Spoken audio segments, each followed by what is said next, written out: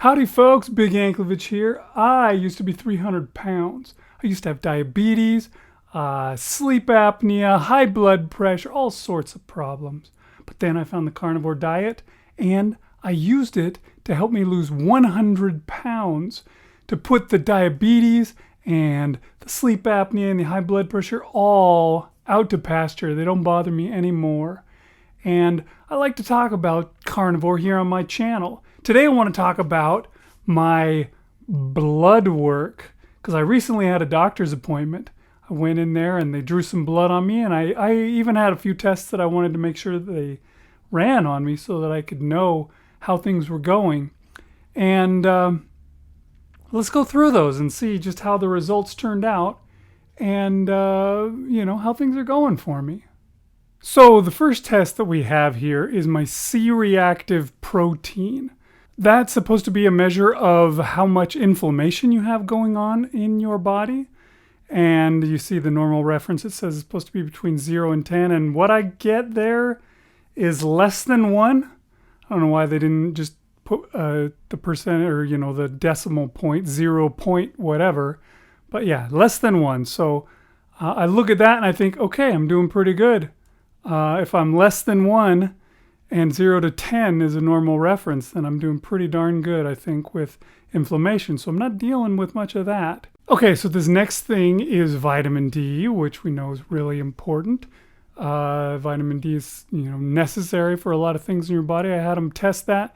I'm in the normal range, so I suppose it's okay, because 30 to 100 is normal and 34.3 is in that. That's really low in the normal range. I'm pretty unimpressed with that number.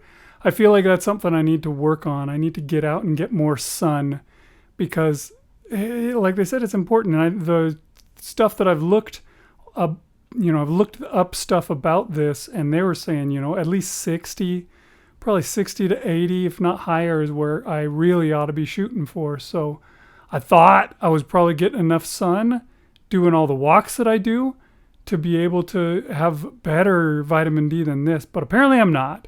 So it's time to start spending some time out in the sun and working on my golden brown tan. Okay, here's one. This is my testosterone. I wanted to make sure that they checked that. My testosterone, the total testosterone, is good and high, 785. That's up significantly from what it used to be, from what I remember the last time I had it tested. And I don't know, really, I don't have access to a written record of it, although I'm sure I could get a hold of it if I looked it up enough. If I went all full detective and tracked it down, I could probably get it.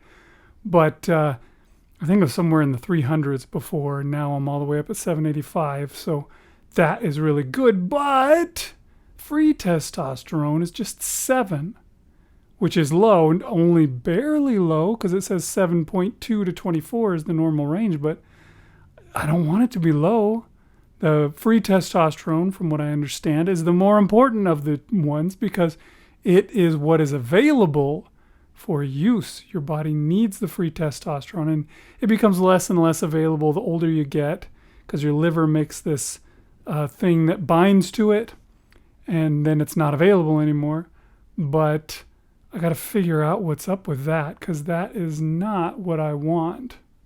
Okay, now here is the thing that everybody beats you over the head with when you decide to go carnivore. Oh no, there's so much cholesterol. What are you going to do? You're going to eat all that cholesterol and it's going to kill your heart. You're going to die. Well, this is my lipid panel. Here's how I'm doing. My cholesterol is 159, which is not high. Generally, what happens with carnivore is your cholesterol will go up when you first start, because you've changed things around. Your body is mobilizing a whole bunch of fat to use to fuel you. And so a lot of these numbers will go a little crazy. And they tend to tell you, hey, don't go worrying about your cholesterol, and don't check it for a few months at least after starting carnivore. Well, I've been on carnivore for 2 years faithfully now. And so I don't have to worry about the crazy, weird numbers. Instead, this is what I got. 159, basically smack dab in the middle of normal. My triglycerides are 61, which is on the low side, between 0 and 149. My HDL is good. It's above the low side. 39 gets you into normal, and I'm well above that. I don't know. I guess VLDL, I'm in the normal range too, but at kind of low end. And my LDL is at 91, which is right on the edge. But I'm really not worried about those too much. What I'm mostly worried about is the ratio. The important numbers to me here are your triglycerides and your HDL cholesterol. And specifically, you can take the ratio. You can divide your triglycerides by your HDL. And if that number is less than 1.5, it is a pretty good indicator that you are not insulin resistant and that you probably have good quality cholesterol particles. So 61 divided by 56 equals 1.089. So my ratio is well below 1.5. It's almost just 1. So I'm doing really good in all ways with the cholesterol, and I don't need to really worry about that.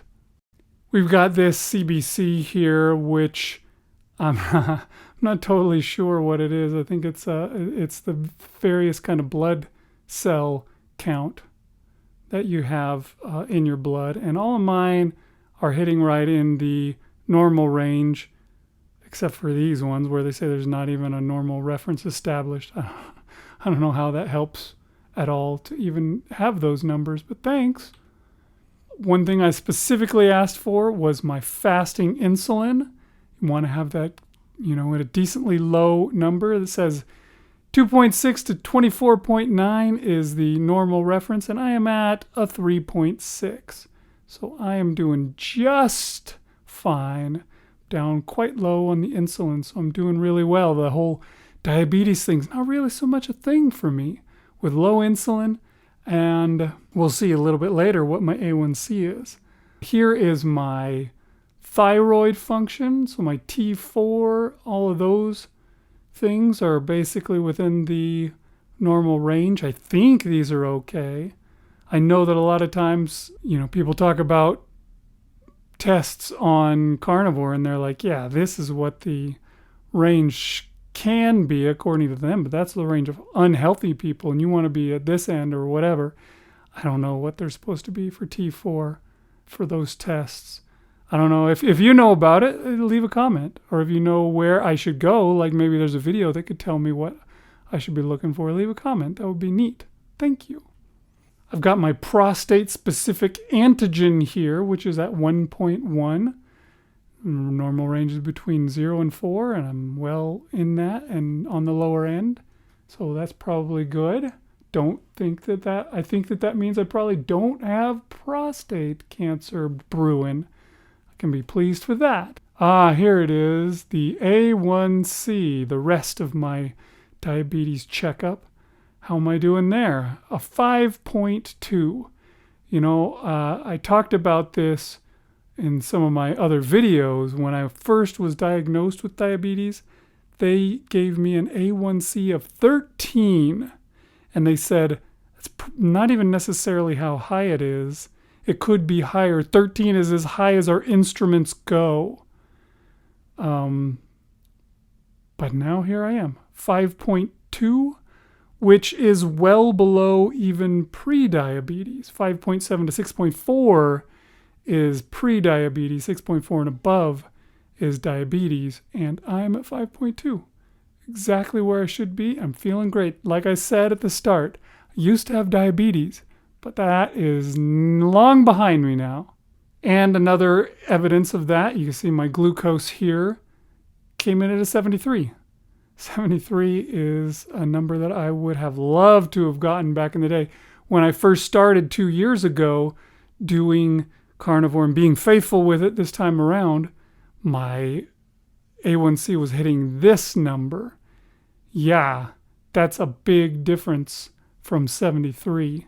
73 to 99 is where it should be, and I was so high above that, and it took a little while to bring that down, but it was only like a few weeks within a short time, it came down and it, got significantly better. Not sure about all these other things. I don't know what the bun is, but I don't eat buns anymore. So these things all look like they're pretty well within the range, although, how, like the bun creatinine ratio there is a 20. That's right on the edge of the range. I hope that's fine. I don't know. I guess I can talk to my doctor about that at some point. Here is the thing that I'm a little worried about again.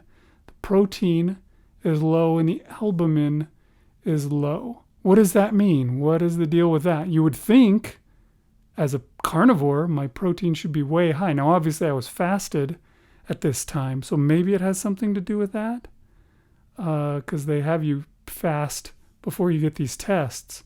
But if my range is supposed to be between 6 and 8.5, and fasting puts me, doing a fast like everyone else does, puts me below normal, there's got to be some kind of a problem. And what's the deal with the albumin? I don't know. Those two right there have me a little worried. It's interesting because the doctor called me to tell me that my blood work was in the results. And they said, and everything is fine. So you're good. There's nothing to worry about. And then I looked at him and I thought, really? Are you sure?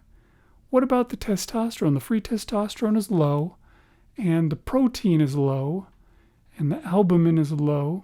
And so I looked that up because, both of those things are things that I want to be good. I want high protein and I want high testosterone because those are the things that are going to help me, build muscle and obviously be healthy. And I looked it up and it says low free testosterone, low protein, low albumin together could signify malnutrition, which I'm not worried about, or conditions affecting the liver and kidneys, inflammation or chronic illness. So I said inflammation, we already see that that's not a problem.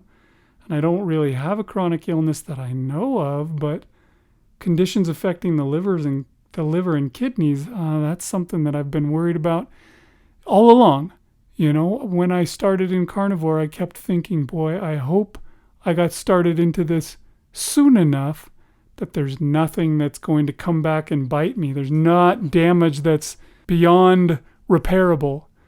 And when I asked, well, it turned out to be an AI. I just typed it into the internet to search, and an AI tells me, well, it could be that you have permanent damage on your liver, or maybe on your kidneys, maybe some kind of liver cirrhosis, which could have resulted from having fatty liver disease. And I'm sure that I had those things going on. I at least had fatty liver. I have plenty of fat, still visceral fat, that I'm working on getting rid of.